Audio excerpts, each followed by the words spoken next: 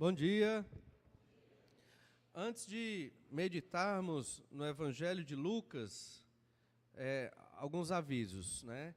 Se você deixou o seu carro lá no estacionamento da farmácia Extra Farma, né, você só pode estacionar lá se você adquirir produtos, certo? Agora, o gerente permitiu ficar, hoje pela manhã, mas não deve se repetir, né? E, obviamente, porque ele reclamou.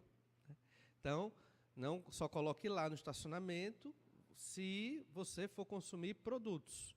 Se não, aí você coloca no outro canto, ok? Para não termos esse problema novamente, ok? Agora um aviso mais feliz, né? Teremos nosso momento de final de ano, terá o culto de Natal, né? Como já vem sendo planejado, dia 25 de dezembro, mas também nós teremos o culto da virada de ano, dia 31, e será às 10 horas, como normalmente fazemos, toda virada de ano. E se você quer participar, né, você deve dar o nome para a Dona Maria de Jesus. Já tem um valor? Não, né? Não, você dá o nome, se você vem. Porque dependendo do número de irmãos que vão participar dessa ceia de virada de ano, é que nós vamos ver se contratamos um buffet ou se usamos outro método, visto que ano passado houve prejuízo, né? Nós não queremos deixar prejuízo, certo? Então você deu o seu nome. Se for um número pequeno, nós não vamos contratar um buffet, vamos fazer entre nós, mas vai haver um culto de virada de ano, nem que seja eu, Daniela e os meninos. A gente vem junto aqui, mas vai ter. A igreja estará aberta a partir das 10 horas, e a partir não, antes, né? Bem antes. E nós teremos um culto de virada de ano, é um tempo muito gostoso.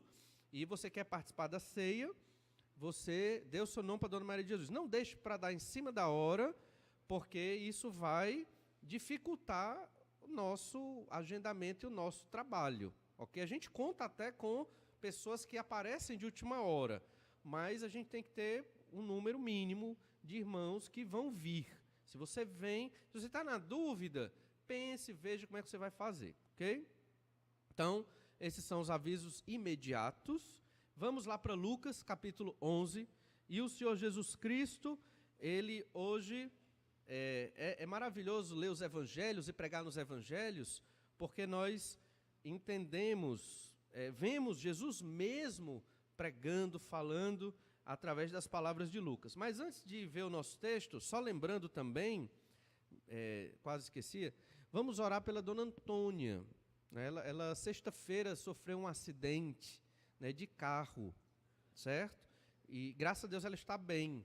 Mas ela bateu o rosto no vidro do carro, no para-brisa do carro, e está bem machucada, certo? Então, os irmãos, vamos orar por ela, para ela melhorar logo, né?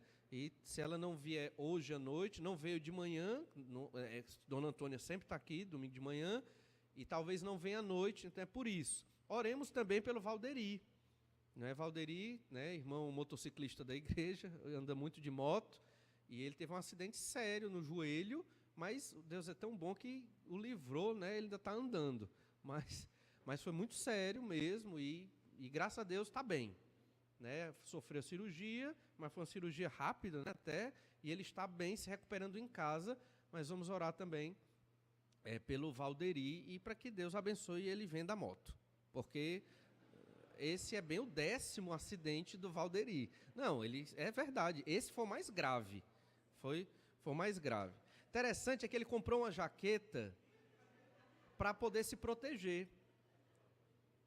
E ela é toda dura, né? Só que nesse dia ele não estava com a jaqueta. Ralou as costas, ficou feio também. Então, quem anda de moto, né, cuidado. Mas o Senhor Jesus, hoje, ele nos fala, num momento que celebramos a ceia, é um momento de lembrar da nossa fé em Cristo, e que nós devemos lutar contra a incredulidade. O contrário da fé é a incredulidade, certo? Hebreus fala muito de fé e ao mesmo tempo de incredulidade. E é interessante que, não sei se você acredita nisso, mas é verdade. Sempre que você vai falar de uma coisa, você vai ter que falar do não daquela coisa, do negativo daquilo, porque é o não dizer que afirma o que você está dizendo. Isso é característico, é inato à linguagem humana, qualquer língua natural.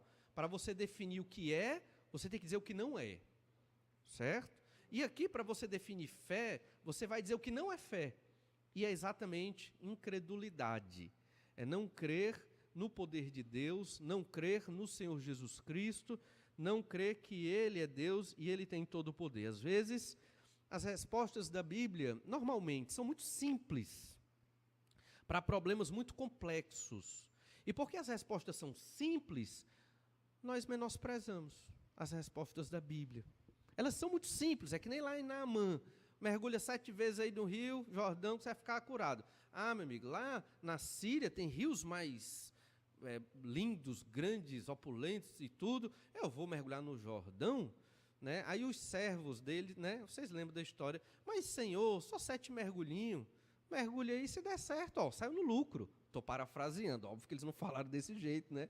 E então foi lá Naamã, mergulhou, um grande general, e ficou curado. Né? É claro que Jesus não está dizendo para você mergulhar 7 vezes, né, no rio Cocó, por exemplo, porque senão morre. Né? Mas a ideia é que a Bíblia nos dá instruções muito simples para a nossa vida, para viver em fé. A instrução é simples. Nós é que não cremos e não buscamos realmente viver em fé com o Senhor. O nosso texto é Lucas 11, vamos ler verso 14 ao 16. De outra feita, estava Jesus expelindo um demônio, que era mudo. E aconteceu que, ao sair o demônio, o mudo passou a falar e as multidões se admiravam. Mas alguns dentre eles diziam: ora, ele expele os demônios pelo poder de Belzebu, o maioral dos demônios. E outros, tentando, pediam dele um sinal do céu. Aqui nós percebemos, nesses 3 versículos e outros que ainda vamos ler aqui, desse texto do Evangelho de Lucas, que a incredulidade, ela orienta a nossa visão do mundo. Da mesma forma, a fé em Cristo orienta a sua visão do mundo. Se você se torna incrédulo no poder de Deus, você vai ver o mundo de uma perspectiva diferente, pessimista, ao extremo, e vai ver problema em tudo. Você já sabe qual é a consequência disso, né? Ansiedade, depressão, síndrome do pânico. Entende? Eu sei que essas coisas podem ser causadas por outros fatores, certo? Mas também por fatores espirituais. Entende? Se você viver em incredulidade, não crendo no poder de Deus, você vai cair nesses males da modernidade. Mas a incredulidade orienta uma visão de mundo muito pessimista. Veja a visão de mundo dos judeus, que nós estamos lendo aqui, e o que Jesus nos coloca. 3 aspectos nós queremos observar aqui sobre a incredulidade. O primeiro está nos 3 versículos que nós lemos. O primeiro aspecto é a incredulidade. A incredulidade, ela inverte a verdade sobre Deus. Tudo que você pensa de Deus, mesmo você conhecendo a Bíblia, quando você está vivendo em descrença, você inverte. Você pensa em Deus de outra forma. Exemplo, passando por um grande problema. Você está vivendo na fé, firme. Senhor, creio que isso é soberano e que isso é para o meu bem. Está difícil, Senhor, mas eu entendo que até essa dificuldade é uma bênção. Eu não entendo tudo, mas eu creio que o Senhor, pela tua palavra, me garante isso. Vivendo em descrença, longe de Deus, incredulidade. Por que, Senhor, que o Senhor me abandonou? Por que eu sofro tanto? Por que o Senhor quer o mal para mim? Ah, Senhor, não está mais valendo a pena essa vida de cristão, não. Vou procurar outros caminhos. Então, são 2 formas de ver o mesmo problema. Uma com fé, outra com incredulidade. Olha aqui, Jesus, ele expele um demônio. E esse demônio, quando a pessoa estava possessa, a pessoa era muda. Em vários momentos da Escritura, a possessão demoníaca, ela trazia também afetações à saúde. Alguns ficavam lunáticos, ou nesse caso é mudo. A gente não vê isso hoje, né? Uma pessoa muda, a gente não liga com surdo-mudo, né? Que não se fala mais surdo-mudo, só surdo porque também é mudo, mas aqui era mudo. Imagino que seria surdo também, né? Mas a ideia é que hoje não se pensa num surdo possesso de demônio, não é verdade? Não se pensa. Mas naquela época, sim. Certa vez, no interior, ligaram para mim meia-noite, para a mãe de uma moça, para ir lá ajudá-la. Isso era meia-noite. E a moça estava parecia indício de possessão demoníaca. Nós fomos, né? Quer dizer, nós assim, eu, né? Daniela ficou com Sofia. Estevão não era nem nascido. E na época, era muito parecido. A possessão com distúrbios, né? De questões de bipolaridade ou de esquizofrenia, dessas doenças da mente. Então era muito semelhante, muito parecido. O que é que eu quero dizer com isso? É que uma possessão ela pode gerar problemas físicos também. Problema físico pode ser por causa da possessão. E o demônio expulso, a pessoa volta a ter a saúde. Não é sempre, mas pode acontecer. Lá em Mateus 12, 22, que é o texto correlato a esse, no Evangelho de Mateus, é a mesma história, só que no Evangelho de Mateus. Mateus 12, 22 diz assim: então lhe trouxeram um endemoniado, cego e mudo, e ele o curou, passando o mudo a falar e a ver. Então, o de Lucas é o mesmo deste, só que Lucas só enfatizou que ele era mudo. Mateus foi mais detalhista, disse que era cego e mudo. E então, a expulsão de demônios era uma parte, um método de Jesus. Jesus, quando pregava o Evangelho, ele tinha que fazer algo mais, além de proclamar o Evangelho do Reino. Ele tinha que mostrar aos judeus que ele era o Messias. Então, ele fazia sinais e milagres. E esses sinais e milagres eram ressuscitar mortos, curar paralíticos, dar a vista aos cegos e expulsar demônios. E a gente vê nos evangelhos, nas epístolas nem tanto. Você não vê muito isso, praticamente não vê. Mas nos evangelhos há muita expulsão de demônios, muito. Por quê? Acredita-se, que isso também não está tão claro na Escritura, mas acredita-se que quando Jesus esteve na terra, o Filho de Deus, o Senhor de todas as coisas, os demônios ficaram apavorados, tremendo, não queriam nem contato com Jesus, corriam longe, porque eles temiam o poder do Senhor Jesus Cristo. Então isso fez os demônios terem uma maior atividade aqui na terra, nesse sentido. E Jesus expulsava os demônios, não somente pelo bem daquela pessoa, mas principalmente para mostrar que ele é Deus, o Filho de Deus, o Messias prometido. Quem visse esses sinais ficava na cara, porque haviam muitos Messias naquela época, Messias, né? Haviam muitos que se diziam que eram o Messias, o Salvador, muitos. Mas Jesus era diferente, porque nenhum deles ressuscitava um morto, né? Eles não faziam os sinais que Jesus fazia, como curar um cego de nascença. Então, Jesus, em muitos momentos no Evangelho de Lucas, expulsou demônios.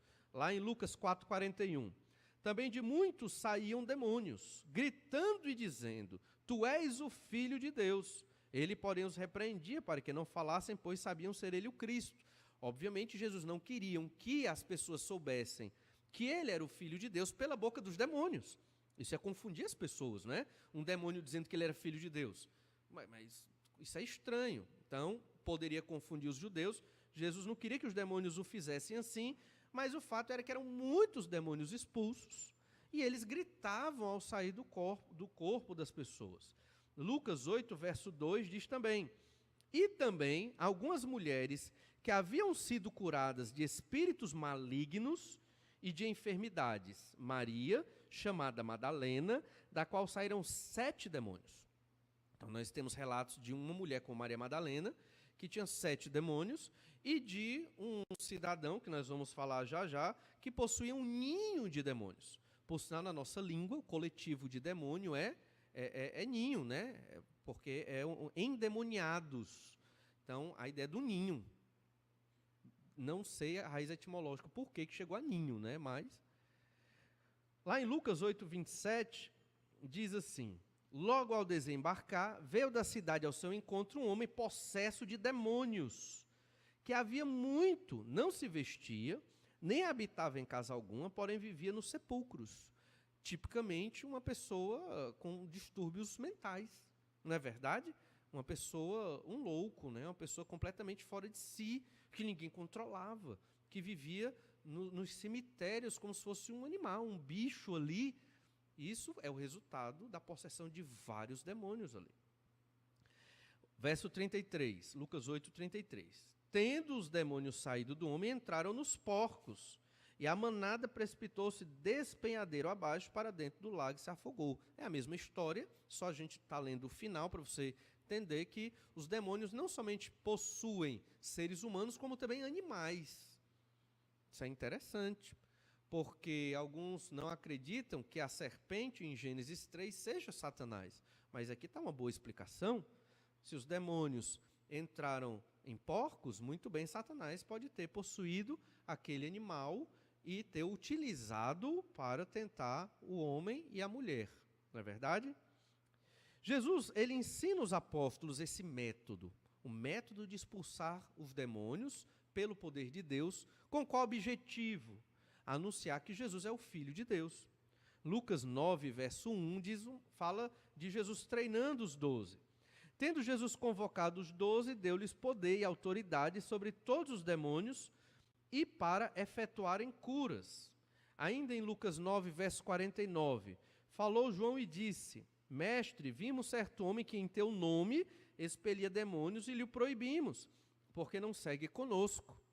Então, não eram só os discípulos imediatos de Jesus, mas haviam outros que ouviam Jesus pregar, criam em Jesus e também, pelo poder de Deus, expulsavam demônios.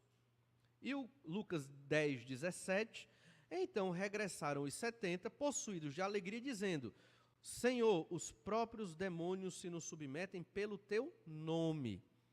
Então, não é o objetivo hoje falar dos demônios, é só o primeiro versículo do texto que trata, mas é importante dizer que crentes não são possuídos por demônios, porque o Senhor nos protege, em nós habita o Espírito Santo de Deus. Importante dizer que todo crente tem potencial de expulsar demônios, não necessariamente não é um específico, uma casta que existe na igreja que expulsa demônios, não existe isso, mas qualquer crente expulsa demônios no poder do Espírito, no poder do nome do Senhor Jesus Cristo, e obviamente na capacidade do Espírito Santo. E se um dia você for defrontado e tiver que expulsar um demônio, a primeira coisa que você faz é pedir perdão dos seus pecados. Porque às vezes você passou o dia, talvez não lembrou de confessar e pedir perdão. A primeira coisa é essa, para que o demônio não use os seus pecados contra você, ele constranja no meio das pessoas, porque ele vai pegar coisas da sua vida que só você fez e sabe, e isso pode lhe constranger e lhe desmonta no meio daquele processo. Então é necessário confessar seus pecados e crer que é Deus que vai retirar aquele demônio daquela pessoa, não fazer disso um show, pelo contrário. Se fosse aqui na igreja, você vê que aqui na igreja não existe o culto de expulsão de demônios. Os demônios não gostam da nossa igreja, amém, graças a Deus. Mas, se um dia chegar uma pessoa possessa, esse demônio não vai ser expulso aqui na frente da igreja, vai para a sala mais distante, escondida ali, e onde irmãos vão estar orando até que aquele demônio deixe aquela pessoa, e depois ela será evangelizada para crer no nome do Senhor Jesus Cristo. Porque o culto a Deus não é para ser palco para os demônios. E se você conhece alguma igreja onde os demônios fazem o show ali, se é que são demônios, se é que é verdade aquilo, essa igreja não está andando de conformidade com o Evangelho. Quando Jesus expulsava demônios, ele o fazia, veja os contextos, em locais muito bem controlados, orientados e com um propósito muito bem definido. Apresentar a ele mesmo como o Messias, o Salvador, o Filho de Deus. Então, ainda no Evangelho de Lucas, capítulo 13, verso 32. Ele, porém, lhes respondeu: Ide dizer a essa raposa que hoje e amanhã expulso demônios e curo enfermos, e no terceiro dia terminarei.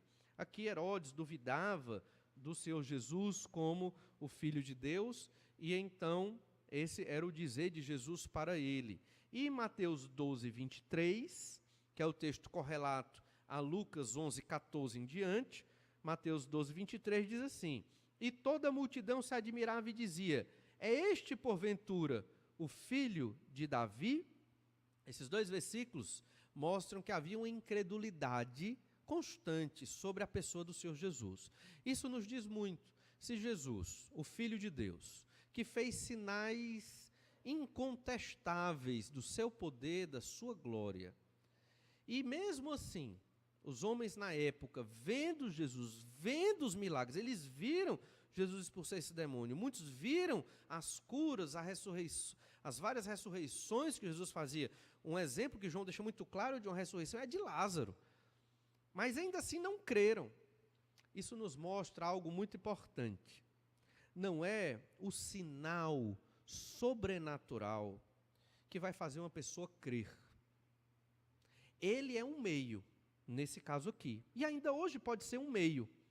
Mas não é esse sinal sobrenatural. Pessoas viram Lázaro morto, 4 dias sepultado e ser ressurreto. E não creram. E não creram que Jesus era o Filho de Deus e o Salvador. Só o que salva uma pessoa é realmente a ação do Espírito Santo de Deus. Por muito menos, pessoas foram salvas. Às vezes lendo um folheto, às vezes ligando o rádio, ouvindo um texto da Bíblia naquele programa que ele nem gosta, mas estava lá sintonizado, ouviu o programa, falou de Cristo, se converteu, crente fiel até o final da vida. Se Deus não chamar, pode abrir um mar vermelho e aquela pessoa, ele vendo, ela não vai crer em Jesus. Os milagres são um meio, mas só quem vai transformar a vida de uma pessoa é Deus. Isso deve estar muito claro na nossa mente. Por que eu digo isso? Porque talvez você esteja carregando um fardo, pregando o evangelho para sua família, pregando o evangelho para os seus amigos e queridos, e eles não se convertem, e você fica, olha, é porque eu não sei pregar, é porque eu não tenho o poder, é porque eu não tenho orado o suficiente. Não, irmão, não é. Você continue pregando para a honra e glória de Deus. Quem vai converter o seu familiar, o seu parente, seu esposo, sua esposa, filhos, quem quer que seja, pais, é o Senhor. E confiando nele, o Senhor vai transformar a vida daqueles que nós amamos, se assim Ele quiser. Mas volte para Lucas, capítulo 11, verso 15. Lá nós lemos assim: mas alguns dentre eles diziam, ora, ele expele os demônios pelo poder de Belzebu, o maioral dos demônios. A incredulidade aqui fez com que os judeus, eles invertessem a lógica das coisas. Eles colocaram o poder de Jesus como se fosse o poder do próprio Satanás, o maioral dos demônios, que é Belzebu. Sabemos que os demônios são anjos caídos, anjos que pecaram contra Deus. Não houve redenção para esses anjos. Acredita-se que não houve redenção porque os anjos não são uma raça.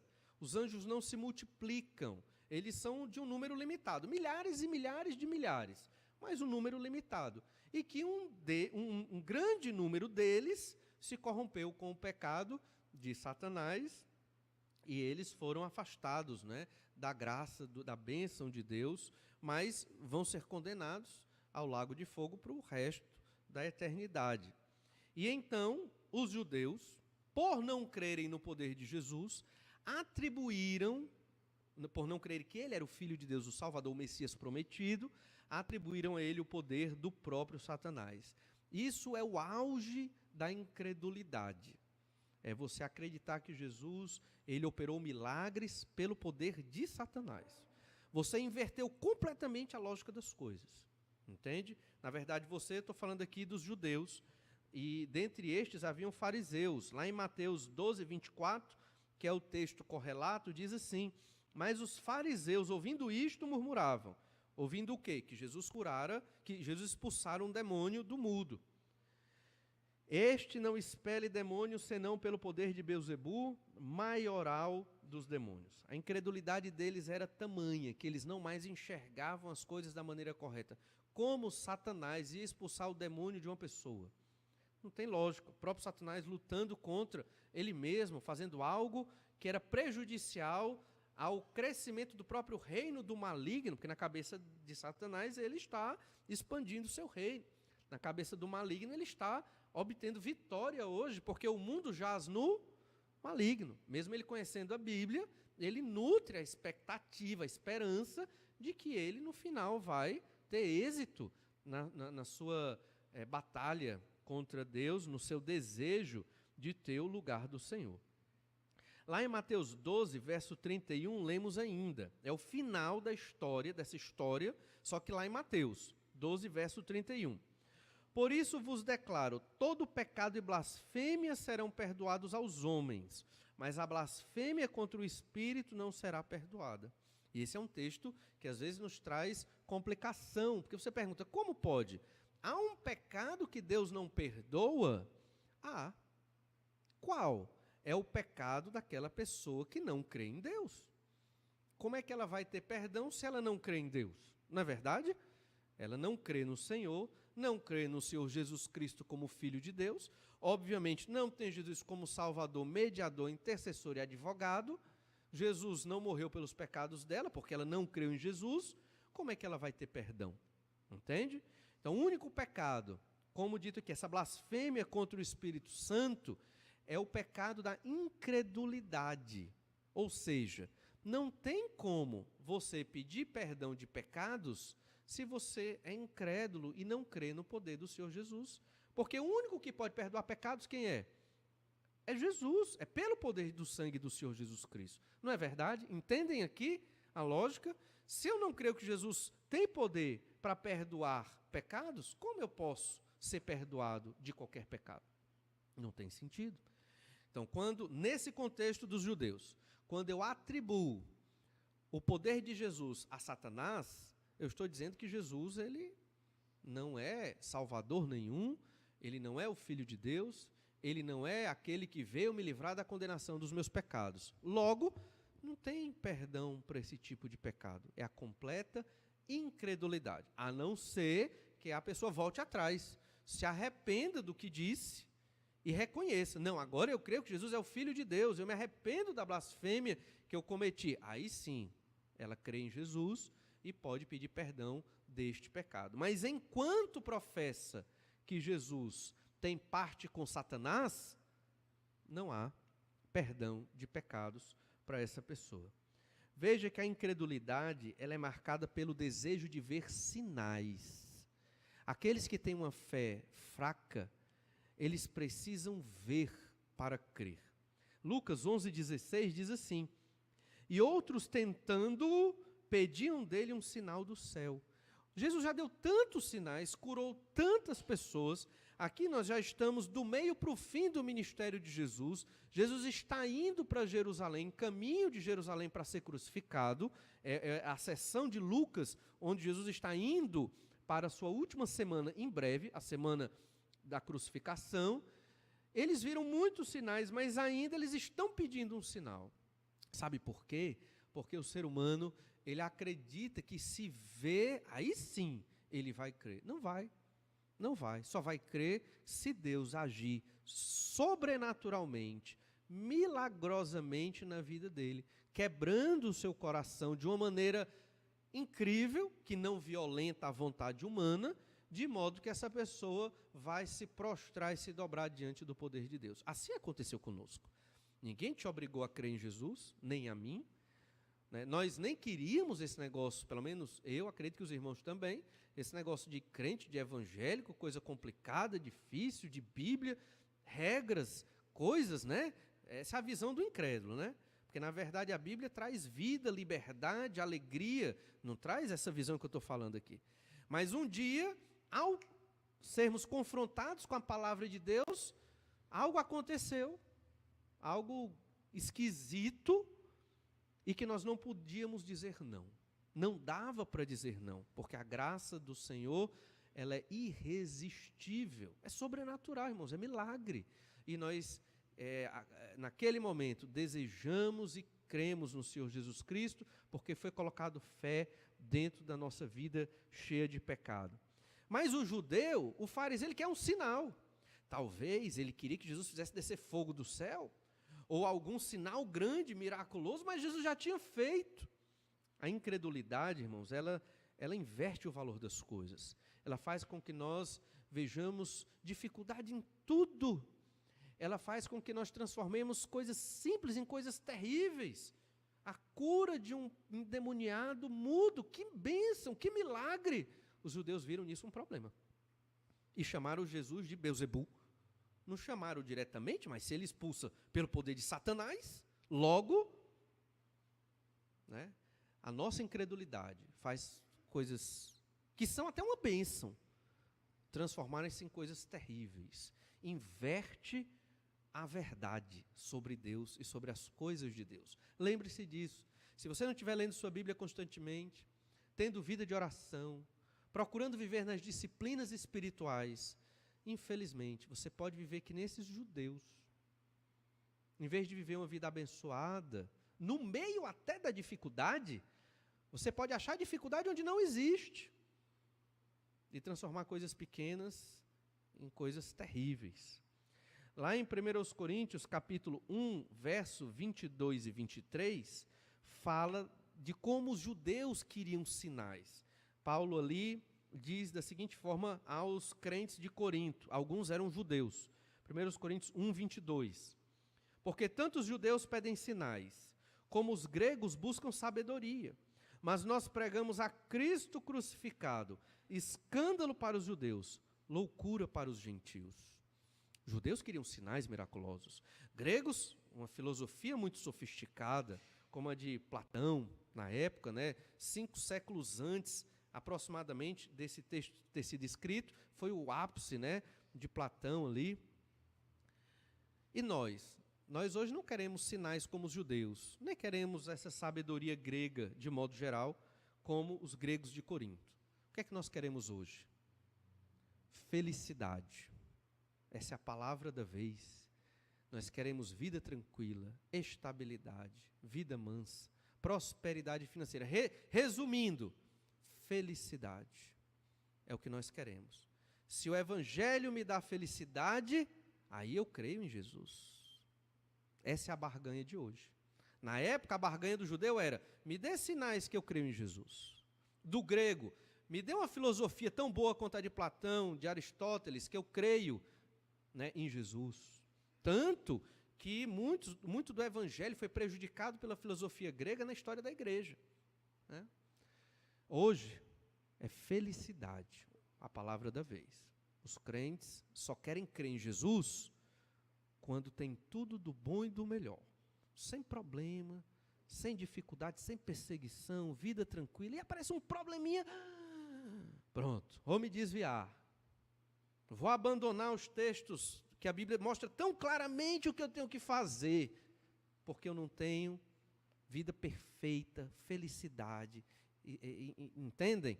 Nós não aguentamos mais sofrer por Jesus um nada, para sermos fiéis ao que a Bíblia ensina. Se não tivermos essa meta de uma vida plena, feliz em todos os aspectos, que não existe, por sinal, nós acreditamos que a culpa é de Deus. E começamos a colocar a culpa no Senhor, na igreja, até na Bíblia. A incredulidade toma de conta de nós. Lembra do discípulo de Jesus, que foi incrédulo? Passou 3 anos vivendo com Jesus, todo dia, dormindo, acordando, fazendo as refeições, vivendo com o Filho de Deus, que criou os céus e a terra. E no dia que os 10 disseram: Jesus ressuscitou, o que é que ele disse? Só se eu tocar, só se eu tiver um sinal. Lá em João, capítulo 20, verso 24, lemos assim: Ora, Tomé, um dos 12, chamado Dídimo, não estava com eles quando veio Jesus. Disseram-lhe então os outros discípulos: Vimos o Senhor. Mas ele respondeu: Se eu não vir nas suas mãos o sinal dos cravos, e ali não puser o dedo, e não puser a mão no seu lado, de modo algum acreditarei. Mas bem-aventurados os que não viram e creram. É pela fé, irmãos. Quando nós lemos sobre a incredulidade aqui, nesses 3 versículos, isso nos define o quê? O que é fé. A fé, ela não depende de nada do que nós estamos vivendo. Ela depende de nós confiarmos que a palavra de Deus tem todas as respostas e que, se eu seguir, eu vou glorificar o nome de Deus. Serei feliz.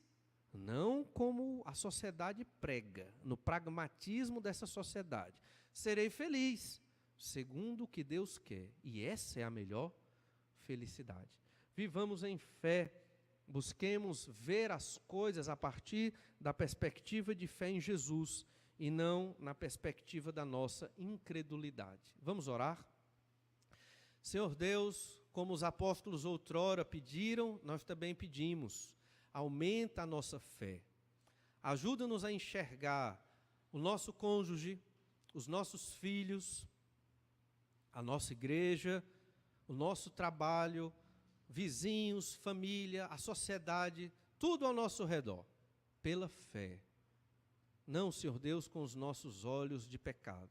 É o que eu te peço em nome do Senhor Jesus. Amém.